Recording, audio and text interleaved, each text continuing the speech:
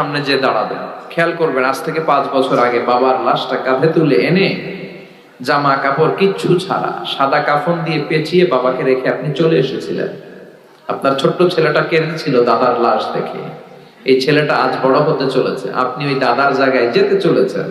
কিশোর ছিলেন, যুবক হলেন, বিয়ে করলেন, হয়ে গেলেন স্বামী, সন্তান হলো, মেয়ে হলো একটা, হয়ে গেলেন বাবা। মেয়েকে বিয়ে দিলে হয়ে গেলেন শ্বশুর।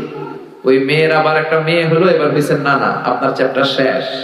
দাড়ি পাকতে শুরু করেছে, তাই না? চুল আর দাড়ির শুভ্রতা, বয়সের ভার, this is the circle of life. এটাই জীবন। রং ধরা যৌবন জং ধরে শেষ। আজকের তাগড়া যুবক কালকে কুজো বুড়ো, ঠিক কিনা?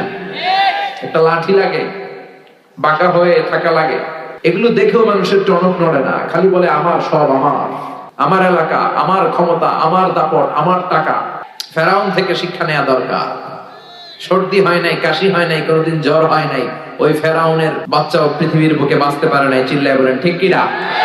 পৃথিবীতে কেউ তো স্থায়ী হয় না, হোক না সে ফেরাউন কিবা নামরুদ। কেউ ভাবে চিরদিন রয় না, কেউ ভাবে চিরকাল রয় না। পৃথিবীতে কেউ তো স্থায়ী হয় না, হোক না সে ফেরাউন কিবা নামরুদ। কেউ ভাবে চিরদিন রয় না, কেউ ভাবে চিরকাল রয় না। চিল্লায় বলেন ঠিক কিনা? কেউ থাকবে না। এই ভাবার, এই চিন্তার সময়টুকু কি আমাদের আছে? এগুলো চিন্তাই করি না।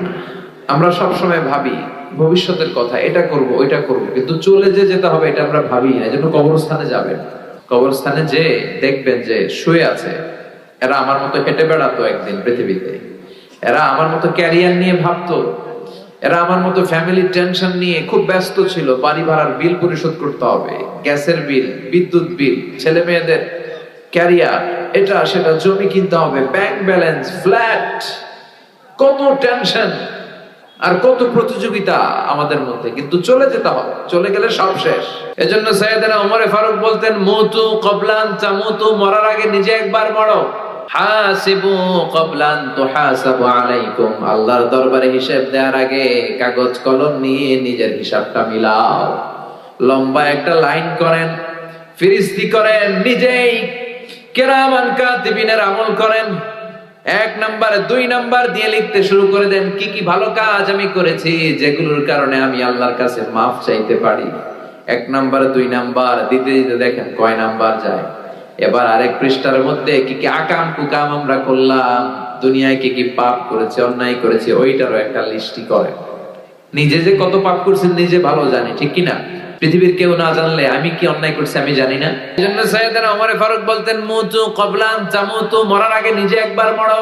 আল্লাহর দরবারে হিসাব দেওয়ার আগে নিজে একবার হিসাব করো, কি কি পাপ তুমি করেছো। একদিন ভাবেন না, কবরে যান না, একদিন কবরস্থানে যেয়ে দেখেন যে লোকগুলো চলে গেল, বাসায় এসে একবার মরার আগে মরেন, শটান হয়ে বিছানায় শুয়ে পড়েন, চোখটা বন্ধ করেন। আপনি নাই, কি হবে? সব চলবে, কিন্তু আপনি থাকবেন না, ঠিক কিনা?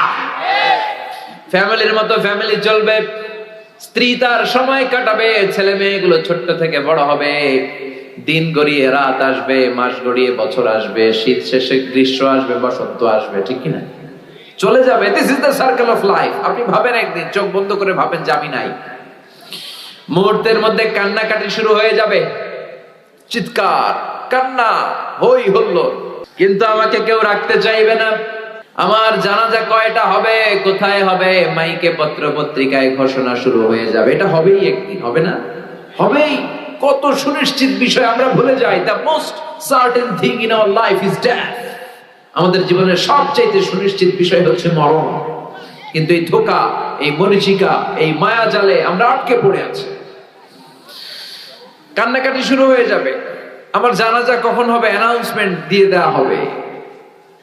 গোটা দেশ থেকে আমার ভক্তকুলরা আসবে আমাকে শেষ বিদায় দেওয়ার জন্য। আমাকে গোসল দেয়া হবে। কত টাকা দিয়ে আমি আমার গোসলখানাটা বানিয়েছি। আমার শেষ গোসলখানাটা কি আমার গোসলখানায় হবে? না, যেখানে লাশ ধোয় ওইখানে নিয়ে যাবে আমাকে। আমাকে নেকেট করা হবে, জামা থাকবে না, গোসল দিয়ে সাদা কাপড় দিয়ে আমাকে পেঁচ দেয়া হবে। তারপর যেখানে আমার জানাজা ওইখানে নিয়ে যাওয়া হবে। হাজার হাজার মানুষের ঢল নামবে। শেষ বিদায়, জানাজা। জানাজা শেষে খাটিয়াতে করে আমাকে নিয়ে যাবে কবরস্থানে, ঠিক কিনা? আগে থেকেই কবর খোঁড়া থাকবে, হয়তো হাজার হাজার মানুষ